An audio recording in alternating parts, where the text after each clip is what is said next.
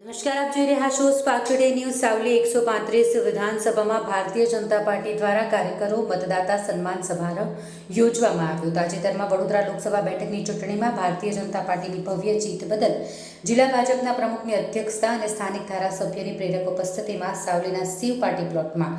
135 વિધાનસભા મતવિસ્તારના કાર્યકરો અને મતદારોનો અભિવાદન કાર્યક્રમ યોજાયો હતો।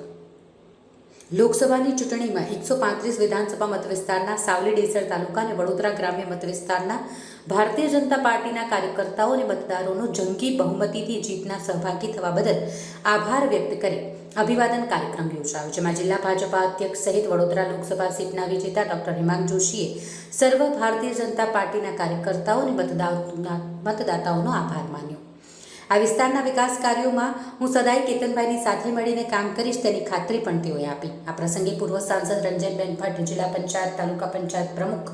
નગરપાલિકા પ્રમુખ સહિત જિલ્લા અને સાવલી ડેસર તાલુકાના ભારતીય જનતા પાર્ટીના કાર્યકરો, પદાધિકારીઓ બહોળી સંખ્યામાં ઉપસ્થિત રહ્યા હતા અને નવા વરાયેલા સાંસદ હિમાંગ જોશીને પુષ્પમાળા અને બુકે આપીને શુભેચ્છા પાઠવી હતી। આજે વડોદરા લોકસભાની ચૂંટણી અંતર્ગત સાવલી વિધાનસભાના તમામ કાર્યકર્તાઓનું માન્ય પ્રદેશ અધ્યક્ષ શ્રીમાન CR પાટીલ સાહેબની સૂચનાથી એક કાર્યકર્તા અભિવાદન સમારંભ રાખવામાં આવ્યો, જેની અંદર આપણા જિલ્લાના સંગઠનના પ્રમુખ શ્રીમાન સતીશભાઈ, આપણા સાવલી વિધાનસભાના લોકપ્રિય ધારાસભ્ય આદરણીય કેતનભાઈ, પૂર્વ સાંસદ શ્રીમતીબેન રંજનબેન ભટ્ટ, તમામ સાવલીના હોદ્દેદારો, જિલ્લા પંચાયતના પ્રમુખ એવા ગાયત્રીબેન, તાલુકા પંચાયતની સમગ્ર હોદ્દેદારો,